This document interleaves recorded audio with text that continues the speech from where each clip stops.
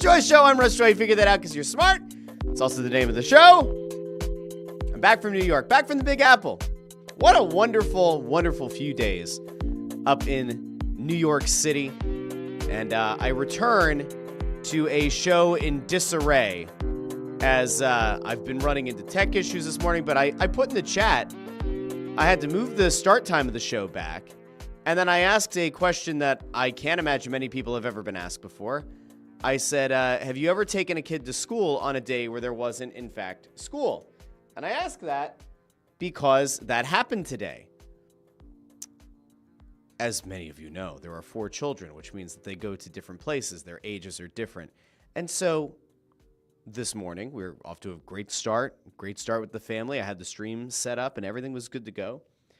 And then I get a call from my wife and she says, hey, our daughter's school is closed. And I was like, I don't know what that means. That doesn't compute. What does that mean, school's closed? She said, oh, because I thought that the day off was Monday, but it wasn't. It wasn't Monday. It was today. And friends, I don't even know how to respond in that moment, but I had to go get my daughter, then I had to go drop the boys off because I couldn't just let them sit around for the bus. My hair is askew. I forgot to comb my hair this morning. We're off to a great start. It's a fantastic Friday here on the Russ Joy Show. It's a frantic Friday as we try to get this show in and done in at least somewhat reasonable time and fashion and all that. So it has been a wild day. Now, I'll tell you, I got a nice night's sleep last night. Finally got to sleep in my own bed after 3 nights of being up in Nueva York. And it was a nice time. Very successful trip for work. Russ Joy delivers once again. It was a great time. Tuesday, I ended up going to NXT Roadblock. So it's a wrestling show. At the theater at Madison Square Garden, which I didn't know existed. I knew Madison Square Garden existed. I knew that the theater at Madison Square Garden existed, but it does.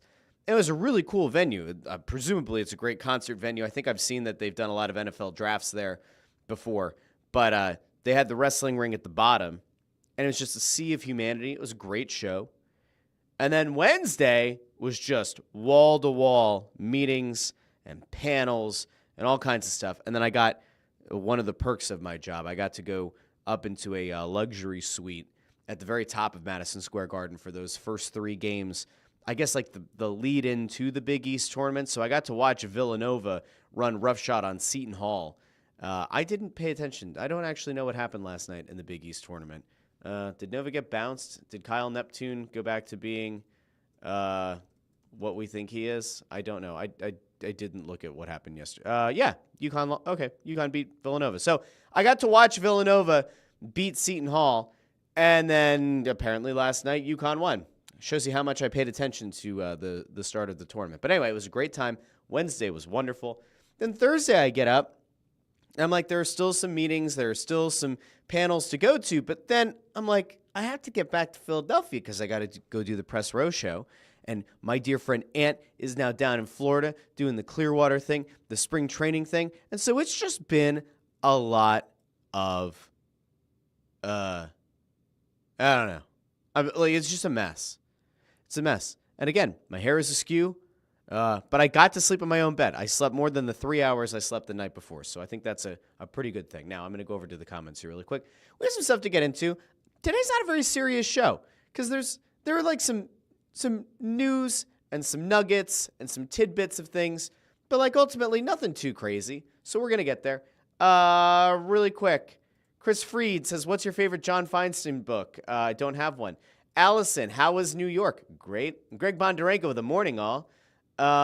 Greg says, Russ, did you get to pick up any babka in New York? I'm headed to New York City's East Village to get some kielbasa for Easter. Short version, I still have some babka from the last time that I went to New York. I hit up, this is like the whole thing. So yesterday, right? Yesterday was a wild time trying to zoom through the city to get what I needed. I always bring back bagels. I found a place that was like relatively close to where this conference was at, near Wall Street, I think. Maybe I was a little bit farther up at that point. But I ended up going to a place. I got like 12. I got 14 bagels. Buy 12, get 2 free. So I did that. And then I realized they didn't have any pretzel bagels. And I'm like getting ready to leave New York. And I remember that before I left, my kids were like, Dad, if you can find the pretzel bagels again, that would be awesome. So I'm about ready to leave. And I'm like, nah, I'm going to drive 20 minutes up to Midtown. And I found the Russ and Daughters appetizers place. There's like 3 or 4 different Russ and Daughters from what I gathered. But I went in. They had the pretzel bagels, so I went and got those as well. And they had make this chocolate caviar, right? So they're just like little spheres of chocolate, but they're in a little tin like caviar. So Dad, very popular return to the house. The children were very happy this morning. And you just realize as a parent, while it's nice to have a little bit of time to yourself, you come back and, you hold one of the kids, another one kind of piles onto your back, and all of a sudden it just kind of feels like the world is back to the way that it's supposed to be. Now, this camera's not how it's supposed to be. What a mess. Maybe I'll just cancel the show today. The tech issues might be too much for me to get through today. We'll just start again on Monday. Nah, we'll get through it. Let's see. Chris says Ed Wade does not belong on the Wall of Fame. Greg was baffled by that. Ford says Sunday's Union game. Rain looks to arrive by 5:30, so I think the play, it'll be cloudy, but warm and windy, better than freezing. Hopefully it's a decent time with the wife and kids. Ford, enjoy yourself. I said this, I think, early. Jeez, we did a show on Monday, and there was one on Wednesday. I think Monday, Ford brought this up, and I said there's no bad seat at Subaru Park. You'll have a lot of fun. Hopefully it doesn't rain. Hopefully you're able to get away with it. So, Josh Gaynor says it's always a crapshoot this time of year. The breeze coming off the Delaware can be brutal at times in early spring. Let's see some back and forth over there. Andrew Fawcett is here with a good morning, all. People are now talking about the pros and cons of watching soccer in person. Landros sending over some good thoughts as well. Landros is flying down to Myrtle Beach next week to golf. Have fun out there. Well, I'm sure that'll be a great time. Let's see. We had the back and forth. Andrew Fawcett says it was 93 down here yesterday. Beautiful. Oh, that's way too warm. Way too warm. As I was late here this morning, Greg thought that it was because I was still in shock of the Flyers win. Zacho with the RST, Russ Standard Time. Yeah. Let's see. And then we have all the people. Yeah. So when I said about like the school thing not working out, how does it happen? It was great when my wife legitimately, when she called me, she was like, hey, you got to get her. So then I had to go drive to my wife's place of employment to go pick up our daughter. And I had the boys in the back seat because they had to go to school. But they somehow weren't late. Pretty wild. Landros says, we've had 15 no bus days this year. Even the threat of bad weather, they cancel school. That's horrible. What does that even mean? No bus days? Like they just say we're not sending a bus out because of what, the bad weather? I don't know how to feel about that. It's strange. Landros wants me to comb the hair. No, Landros, you know what? If you aren't willing to put up with me at my worst, then you don't deserve me at my best. Yeah. Allison says my kids send my kids' school send 1 million reminders when schools close. Yeah, we didn't get that today. I don't remember seeing anything about it. Sean C says if the Flyers were going to win last night, I'm glad it wasn't in a shootout. What? If the Flyers were going to win last night, I'm glad it wasn't in a shootout. It was. They won in a shootout. Penguins got a regulation win, and the Flyers win does not count towards the tiebreaker. Okay. Got it. That makes a little bit more sense now. Josh Gaynor says, I walked into my middle school once without me or my parents realizing I didn't have school. Was it an in-service day? Because usually they don't just leave the schools unlocked and whatever. Allison says, how about intern Andrew finally predicting the Flyers would win and getting the score right? It is the worst thing to happen. Intern Andrew was in the midst of what should have been a 6-game losing streak, because make no mistake that if Kucherov had played last night, Tampa Bay would have run roughshod on the Flyers. They looked disjointed most of that game. But yeah, not only does he get a win and end his losing streak, but he also gets 2 points, which now widens the gap between he and the rest of the crew because everybody else picked Tampa. I really thought we were going to get to a place where there was going to almost be a 4-way tie, and now I'm disappointed. Sean C. says, I can't imagine enjoying this era of NXT unironically. I don't watch NXT much at all, but I like Obafemi, and Stephanie Vaquer is awesome. And I got to see the Hardys. And, like, in fairness, the Hardys haven't been the Hardys for a very long time. But it's still kind of cool to, like, be in person. I think it's the first time I've seen them in person, or, like, maybe since, like, 2000, maybe at a house show. So it's still cool. Let's see. Jim goes, so wait, you actually dropped your daughter off at a closed school? No. My wife pulled up to the school, and a teacher going in for the in-service was like, hey, there's no school today. So then my wife took our daughter to work with her until I picked her up. Let's see. Philly fan says, any concerns with Danny B? Has not found one diamond in the rough and turned it into a player. I don't know. I'll be honest with you, Philly fan. That's not even, like, remotely crossed my mind here at any point in the last month. I don't know. I mean, Paling and Hathaway weren't, like, diamond in the rough guys. Let me think about it. Let me think about it for next week. Again, like, just based on the way that they're kind of building the roster, I think it's a good question, but it's one I haven't put any thought into. So we'll punt it to next week. Let's see. Oh, so there we go. So Sean C. fixed it, I guess, about the thing with if they were going to win last night. I'm glad it was in a shootout, not wasn't. Okay. There we go. Now we're good. Chris Freed says, I went to Seton Hall Law School. At some point, Seton Hall will have another 1989 run. Maybe. Amy says, I had to remove my son's homework from the trash last night after dinner. Had been cleaned up and take pictures to send to the teacher. Then this morning forgot to put his other homework in his folder. You know what I'm learning? I didn't like doing homework as a kid, but I don't remember my parents ever having to, like, do everything for me. And my kids, like, sometimes have what I like to call learned helplessness, where it's like, no, you guys know how to do this stuff. And, like, I'm not doing it for you. You need to figure it out and advocate for yourself and, like, put the things that you're responsible for, you have to do. And we're getting there with it, but boy, it takes time. Let's see. Philly fan says, I also feel like he did not, I guess this is Briere, did not understand that Toronto was more desperate for a deal than us, yet could not get the pick protection off when retaining and giving low picks. Yeah, you and I aren't on the same planet here at all. The pick protection doesn't matter. I mean, unless Toronto, like, legitimately, like, runs into a meat grinder, you're going to get that pick in 2027. No.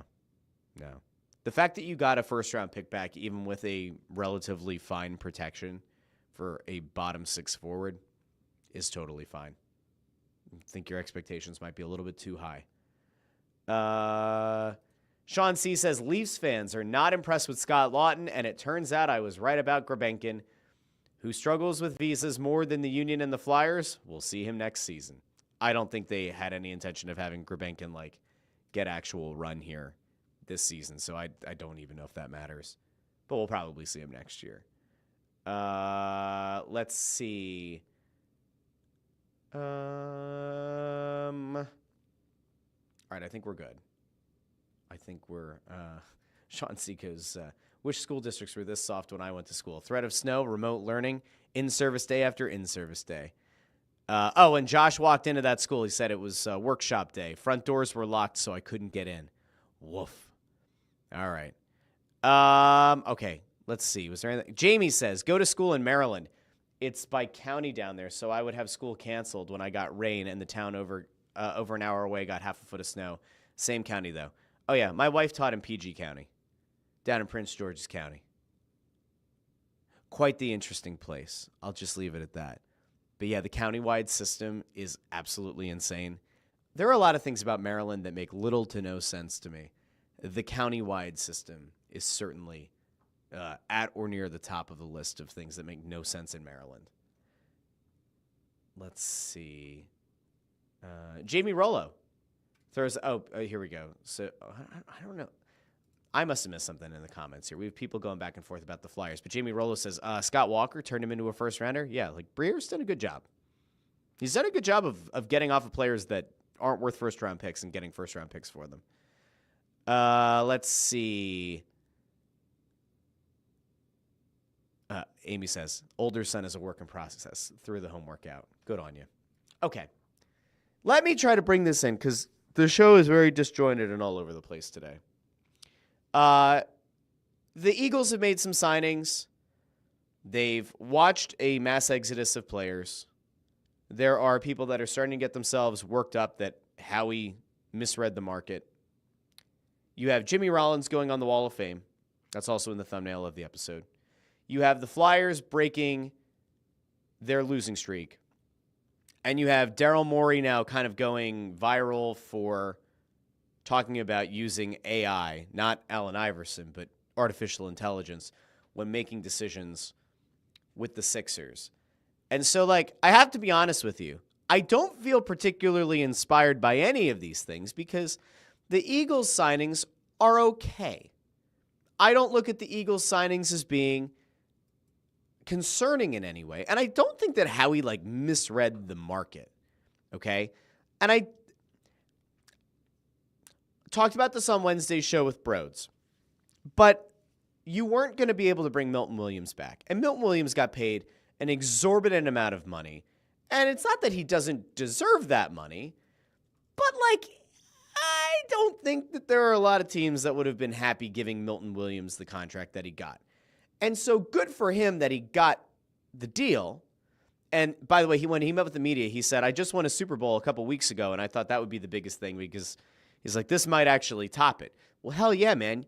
Dude went out, won a Super Bowl, which is awesome. Then he got paid. New England's contract for Milton Williams is next level absurd. But good for him. Will he ever live up to that contract? Probably not. But he got himself paid. Josh Sweat goes out to Arizona. Seemingly a very good place for him to land, and he's very excited. These guys should be thrilled, okay? These guys who helped to contribute to a Super Bowl win, they should be thrilled. You see Big Play Slay land with Pittsburgh. You see CJGJ get dealt off to Houston. These guys are going to thrive in their new situations. I know that there was a hope that there were going to be players that would take a hometown discount to stay here, and that to this point it hasn't happened, and that the CJGJ trade was really a shock to the system because in fairness, I do think it was kind of surprising that they decided to do it. But if you look at all of the moves in aggregate, you should be able to replace Milton Williams. You still have an absolute beast in the middle of that line, in that interior line, in Jalen Carter. You still have a massive human being next to him in Jordan Davis. Should you be able to overcome the loss of Big Play Slay? You would certainly hope so. And, maybe they're going to try to give Ringo the shot. They go out and they sign Adoree Jackson, who used to play for the Giants, who is a good veteran to bring in. They're not giving anybody Boku bucks. They're essentially going out and giving some, prove-it deals to players. So you get Adoree Jackson in, who's going to presumably compete for one of those outside corner spots. That could be a good potential signing. If he blows your doors off and if his play is exceptional, well, then guess what? He's either going to earn himself a payday here or he's going to earn himself a new contract very soon with another team. So it's a smart signing. They ended up getting what's-his-nuts from the Raiders to play tight end. Who's going to push Calcaterra? Great. We could feel, I guess, okay about that one. It's not anything crazy. The signing that I'm actually maybe the most intrigued by is A.J. Dillon. Because you think about the running back situation, and we've talked about this on this show, but when you look at the amount of touches that Saquon Barkley had a season ago, typically, historically, players who have had the number of touches that Saquon Barkley did a season ago, those players oftentimes fall off the following season. I mean, and they can fall off pretty dramatically. A.J. Dillon is a guy who can get the job done, who could be a change of pace back. There is even a probable belief out there that A.J. Dillon, if you really wanted to, could split some carries with Saquon Barkley. Not a 50-50 situation, but like if you needed to, if you were effectively trying to load manage at any given point, A.J. Dillon's a good running back. And so again, it's another one-year deal, and it's essentially a prove-it deal. Like I think what the Eagles are doing here is smart. Like you're trying once again to put some of your younger guys in position to prove that they belong and that they can step up and that they can grab a starting spot, especially on that defense, by the throat. And so much of this to me comes down to Vic Fangio. Again, I really think that what you're seeing here is a belief that Fangio is going to be able to, maybe take a guy like Ringo and elevate him. Maybe take a guy like Jackson, elevate him. And then ultimately, like, maybe we're having a conversation a year from now where the Adoree Jackson signing is like Zach Bond 2.0, where like he comes in and for whatever reason becomes this incredible dynamic and incredible lockdown corner. And then next year you're like, all right, well, now we have to sign Adoree Jackson. Like, I don't know for sure. I'm not going to like stand here and be like, oh yeah, it's 100% going to happen. But like, I like the idea of the prove it deal. And by the way, since a bunch of these contracts are one-year deals, if they don't work, you're not locked into them long term. It's kind of a win-win for this team. At the same time, like it's fair to like look at the guys leaving in aggregate, and this is the point I was trying to make to Brodes on Wednesday, but like when you do look at Milton Williams and Josh Sweat and CJGJ and Big Play Slay and Isaiah Rodgers, all of those guys leaving at once creates a void. And now it's a matter of seeing if the young guys and if these veteran players on one-year deals are able to fill that void and excel. And that is really interesting. Now, I think I tweeted earlier this week that I'd be shocked if Dallas Goedert were still a member of the Philadelphia Eagles by the end of the week.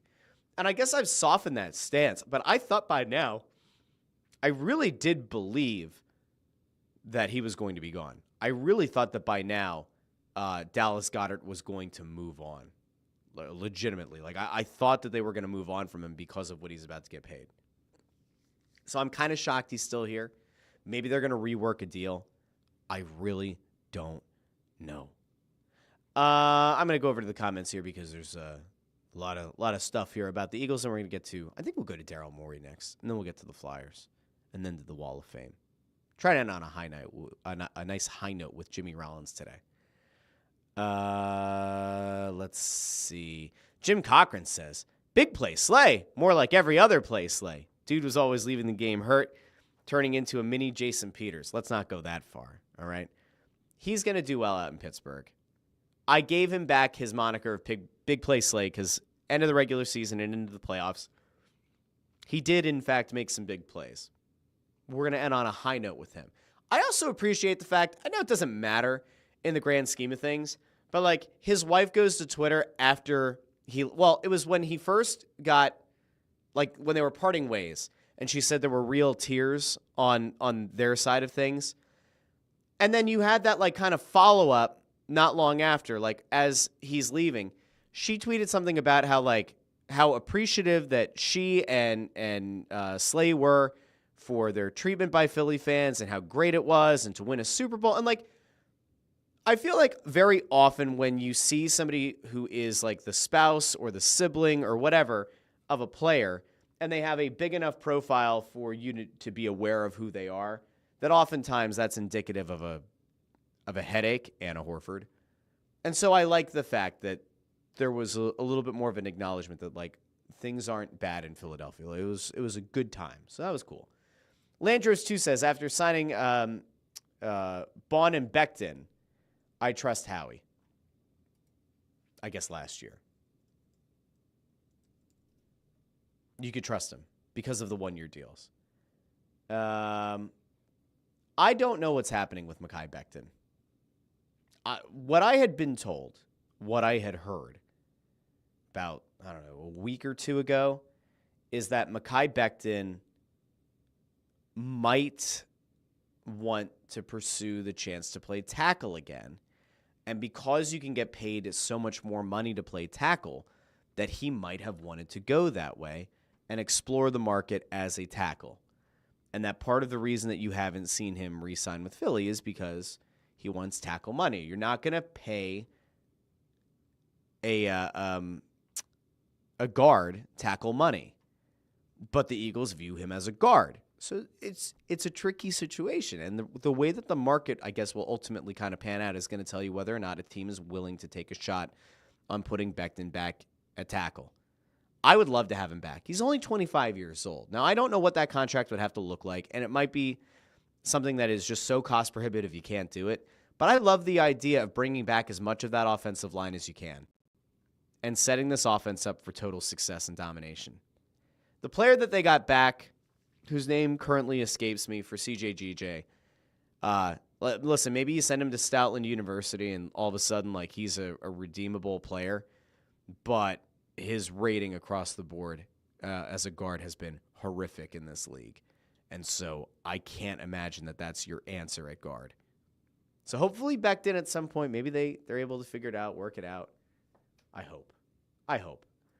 Raymond Supper says Howie's setting the table for the draft with these moves. And it's entirely possible. He's always playing a long game, so maybe.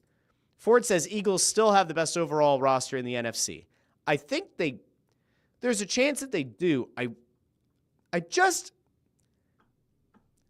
have a little bit of a concern. Again, I like the prove-it deals.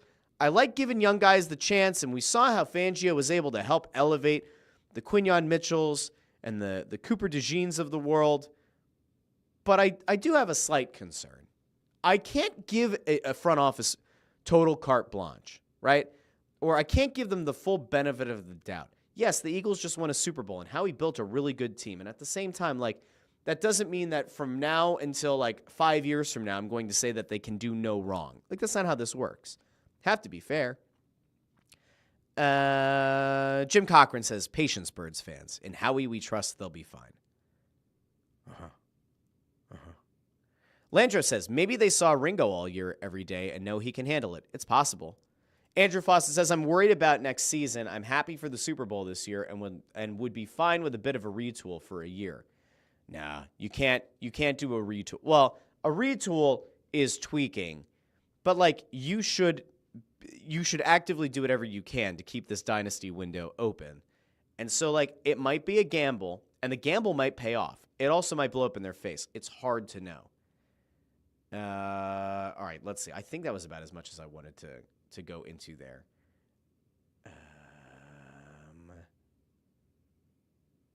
Chris Freed says Jason Peters makes the Pro Football Hall of Fame before Chase and Kelsey does. Yeah, of course he will. Well, at least I would assume so. I mean,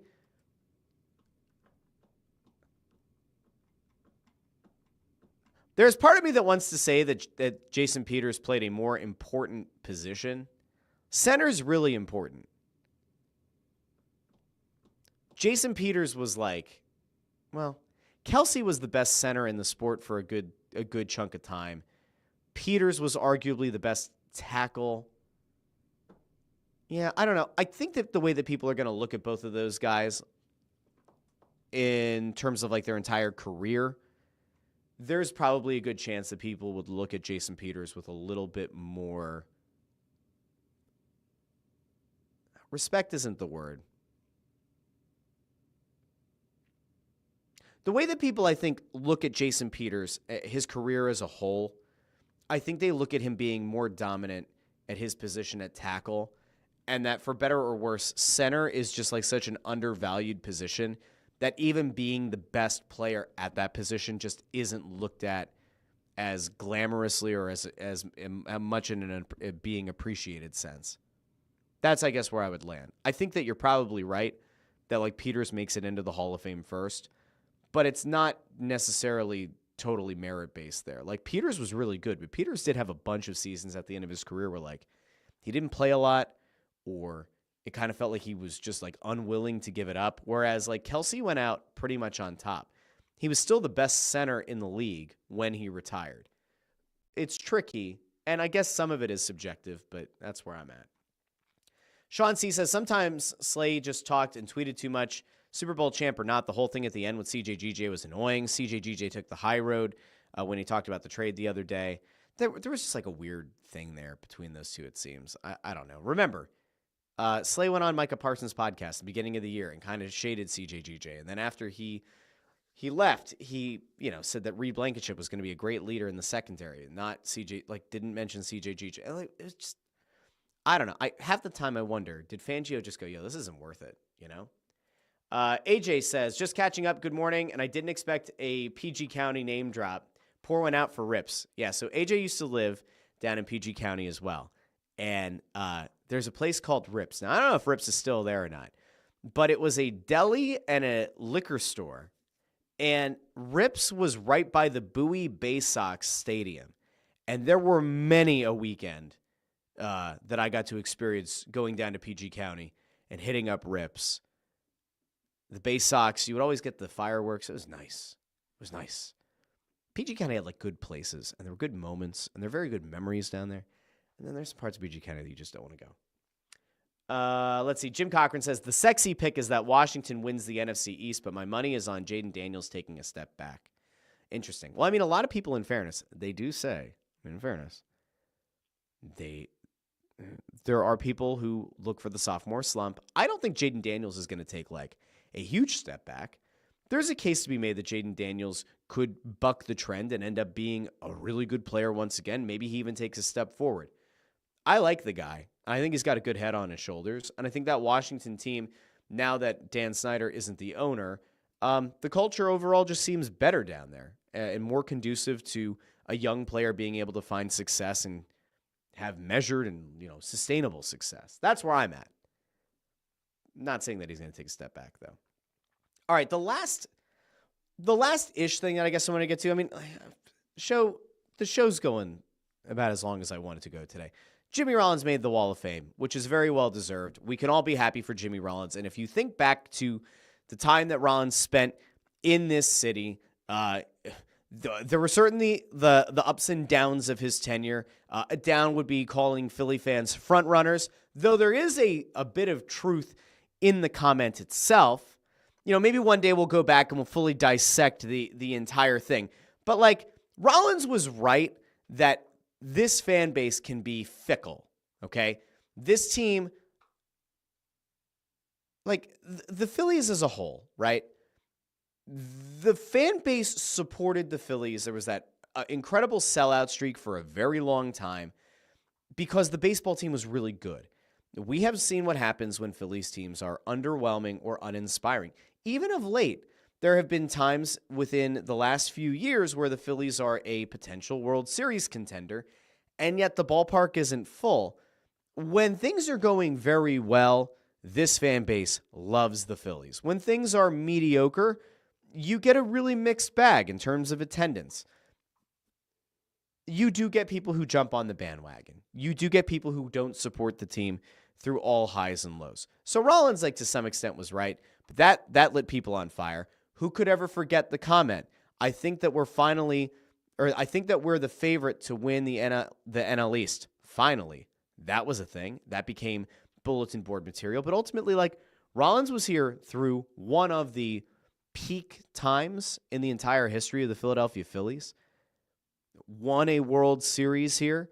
I mean, as much as people love the 93 team, they didn't get it done. That 08 team did, and Rollins was a huge part of it.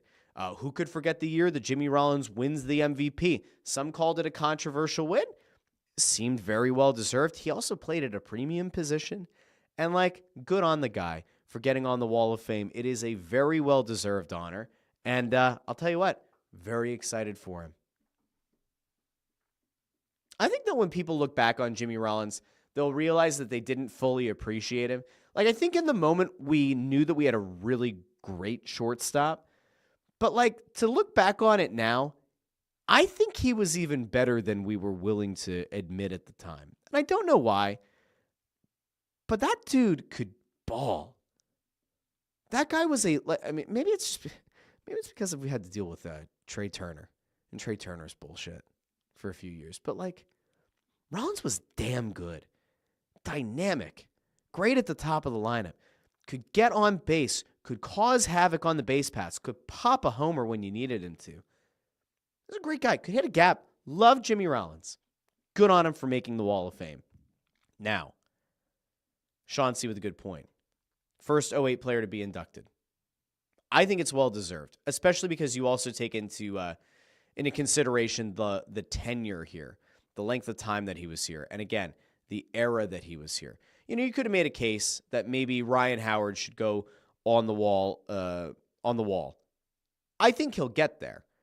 I would say that in aggregate, Rollins had a more successful career. I think that Rollins was the guy from that team. Like, if you go back to the '08 squad and you think about, like, if any of these guys were going to, like, maybe knock on the door of the MLB Hall of Fame, who would it be? Rollins probably had the best case. Howard, had he not torn the Achilles and gone on a few more years of around 50 homers, maybe makes that case. Chase Utley, who was very well beloved, there was a case to be made there. There were some down years towards the end that maybe affect his case negatively. Rollins, to me, always felt like the guy who was the most likely. Certainly wasn't Bobby Abreu, was not a Pat Burrell. Rollins was great, and it's very cool to see him get on the wall. Sean C. says, Jimmy's defense was incredible. He has the numbers that other actual Hall of Fame shortstops have had. A shame he won't have that luxury. We'll see how it plays out. I mean, it's going to be a while. I don't think that he does make it in. Greg Bondarenko asks, does this start the Wall of Fame run for the '08 team? I would assume that over the next few years, you're going to see Ryan Howard, Chase Utley, Cole Hamels will get on there. The real question is, like, play this one out in your head, okay? Because I know that this is going to sound insane. I know for a fact that when I say this, it's going to sound crazy, okay? I totally get it. I understand. And I'm not saying that it's a fully great idea, and I'm not saying that it's something that should be taken really seriously. But, like, does Joe Blanton get on the Wall of Fame? Like, I'm not serious, but, like, average Joe Blanton was on the '08 team that won a World Series. He hit a home run in the World Series. He was part of some great rotations in Phillies history, including the four aces plus average Joe. Now, I get the fact that in his tenure as a Philly, the numbers weren't great. A 4.47 ERA. But the man did rack up 34 massive wins in 5 years as a Philly. Huh? No, probably not. No, I don't think average Joe gets in. How about Jamie Moyer? Love Jamie Moyer. Not a Wall of Fame guy. It'll be interesting to see how many of those guys end up getting in or getting onto the wall. We definitely know that it has to be some combo of Rollins, Utley, Howard. Sean C. is interesting in saying, like, Cliff Lee kind of became a recluse. So you put Blanton's Wall of Fame chances higher. Like, Cliff Lee probably doesn't get on the wall, even though, like, it's tricky because he missed it by a year. The '09 World Series performance that Cliff Lee put out is fantastic, right? That was an incredible postseason out of Cliff Lee. And he was on those teams, and again, a very important part of those great rotations. It was a very short tenure in Philadelphia, and again, the end of the career really inflated some numbers. Does Cliff Lee make it onto the Wall of Fame? Like, I don't know. I don't think so. I don't think he does. I think that winning the World Series gives, man, does Joe Blanton have a better Wall of Fame case because of helping them win the World Series and being here and part of those rotations? Cliff Lee had better numbers but didn't win the World Series. Joe Blanton won a World Series. I know it's crazy. Like, I know it's a stupid talking point, but, like, do we add Joe Blanton? Carlos Ruiz also belongs on there. You got to have Chooch. Chooch has to be on the Wall of Fame as well. So you got, all right, so 5 guys from '08 definitely make it on. Rollins, Utley, Howard, Hamels, Chooch. Those are at least 5 that will at some point make it onto the Wall of Fame.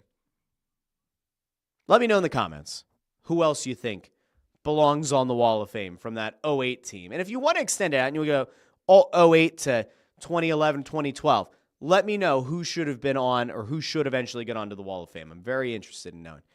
Jim Cochran asks, does Brad Lidge get on? He had that incredible perfect season, right? And you won the World Series. Is that enough? Because again, Lidge, like a bunch of these other guys, there were some numbers a little bit later on that went very sideways. Does that hurt his case? I don't know. Greg Bondarenko, Victorino. Victorino probably makes it onto the Wall of Fame. So that's number 6. I'd say he's pretty much a lock to make it onto the Wall of Fame. I don't know if Jason Worth makes it, though.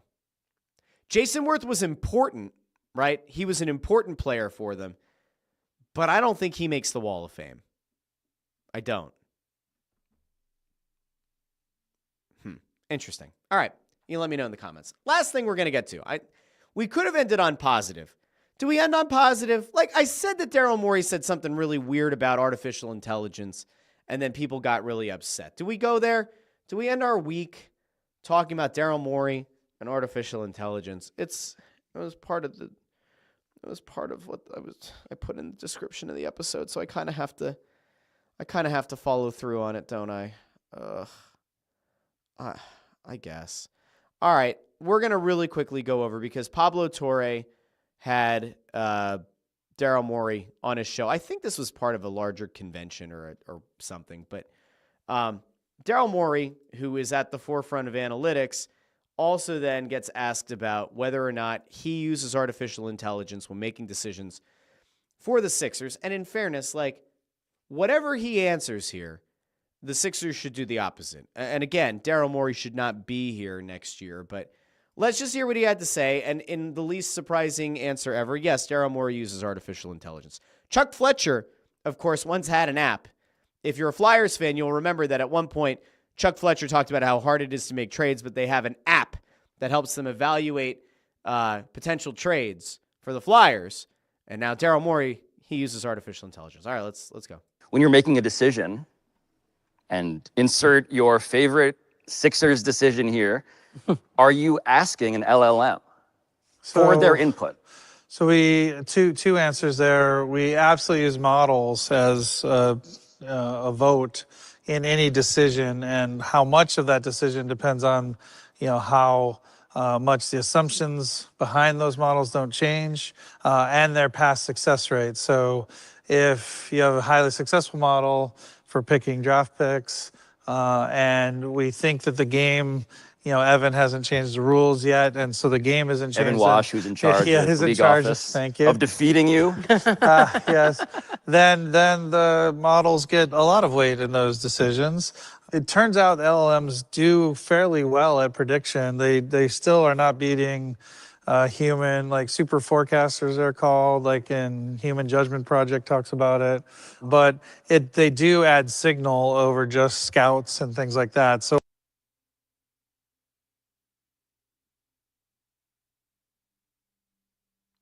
I'm screaming on the inside. I'm just trying not to do it because it's a Friday show.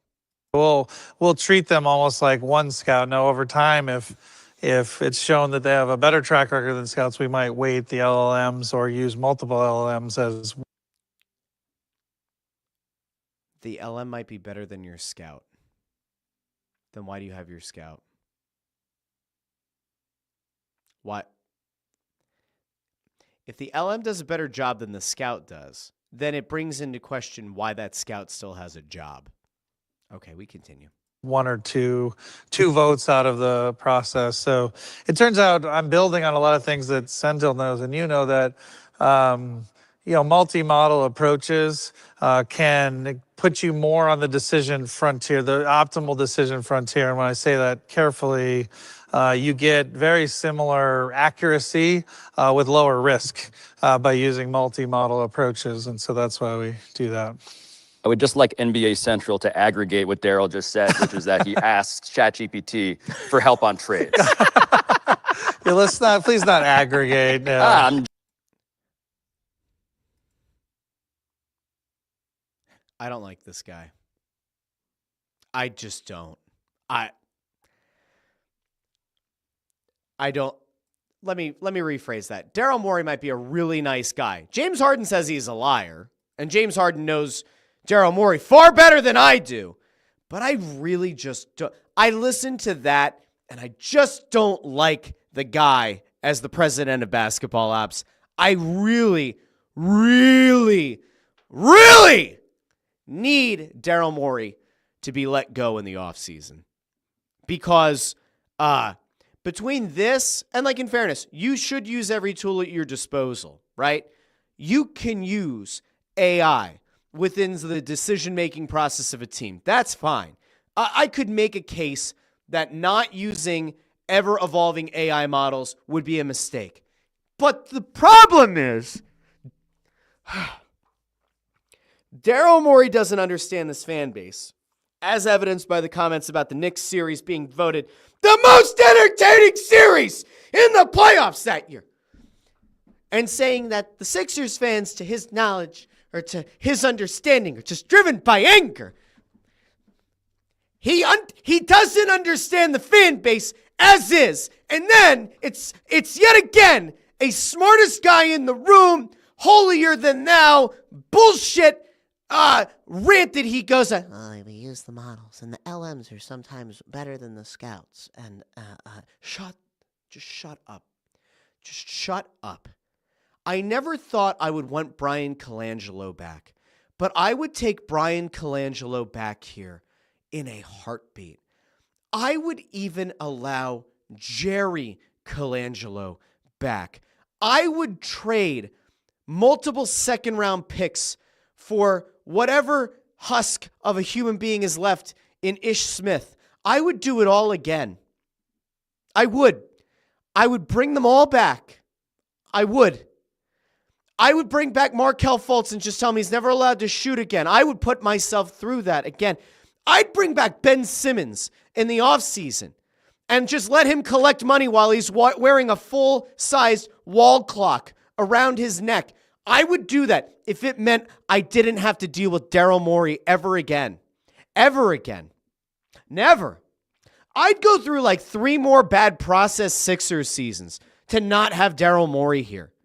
Would I trade Tyrese Maxey to get rid of... No, I wouldn't. Let's not be crazy. I just don't like this guy as the president of basketball. He needs to go. He's got to go. Everybody mocked Chuck Fletcher for the app. And again, that app versus using AI modeling is very different. But this guy just has to go. He has to go. He cannot be here. Colangelo, more like Colangelo. You know, Joe Papel says, hearing that, I want Sam Hinkie back. They mocked Sam Hinkie. They never let him see his plan to fruition. And then they went out and eventually they went and got his mentor, and his mentor makes me want to scream. Ford says Morey will be fired. I don't know if he will, but if there are basketball gods and they listen to the Russ Joy Show, let us hope that they're going to see that Daryl Morey is no longer with this team after this year. Okay? Jim Cochran with a great comment, maybe the comment of the day and the one to end on. I don't have an issue with Morey using AI. I use AI to create my chat content for the Russ Joy Show. And on that is the perfect way to end. Jim, a roaring round of applause for you. That is very good. I will be back on Saturday over on the Snow the Goalie channel with the Press Row Show as we finish up that 7th game in 11 days. 7th game in 11 days. The homestand finally comes to an end. I don't even think we really talked about the Flyers today, and I'm sorry. I mentioned that they ended the skid, won in a shootout, no Kucherov for the Lightning. They picked up 2 points. Oh, but that actually does remind me. We have to do the thing really quick. We have to, especially because it's a Friday. We have to run the double tankathon just to see, for the Sixers and for the Flyers, where they're going to end up. We can't do the show. It's bad juju. Actually, last night, if you watch the Press Row show, you'll know we spun the NHL one, and the Flyers, for the first time on Snow the Goalie, got the top pick. As things stand right now, the Sixers have the sixth best odds of going up to the number 1 overall pick. We're going to sim for the Sixers. Will they? Ooh, they move up to number 3. I like that. All right, so, hey, a little bit of positivity on the NBA side of things. Let's go over to the NHL. Flyers, where they have been for quite a while. 7th best odds of getting the number 1 overall pick. Tied on points with Pittsburgh, who won their 3rd straight game. Seattle also won their most recent game. Nashville has won 4 straight. There is a path, maybe, to that number 4 spot. Maybe even all the way down to number 3. Let's not get crazy, but maybe. All right, here we go. Sim the lottery. Said we ran it on a positive note. They stay at number 7. I will gladly take not going down. That, my friends, is a great place to end the Russ Joy Show. So again, I'll be back on Saturday with the Press Row Show over on the Snow the Goalie account. I'm going to try at some point. I don't know if it'll happen today or not. Going to try to get, and it's just wrestling out there, but this week has just been insane. And then we'll be back on Monday with the Russ Joy Show, 8:30 a.m. on Monday and Wednesday and Friday every week. You know where to go. So until Monday, this has been the Russ Joy Show, and I've been Russ Joy, but you figured that out already because you're smart, and it's also the name of the show. I hope that each and every one of you have an absolutely exceptional weekend. Forward to you and your family and anybody else going out to Subaru Park this weekend. I hope it doesn't rain, and if it does, hopefully it's just a little spurt. Enjoy the game out there. Maybe we'll be talking about another big Union win on Monday. We will talk on Monday. Have a great weekend, everybody. Talk to each and every one of you very, very soon.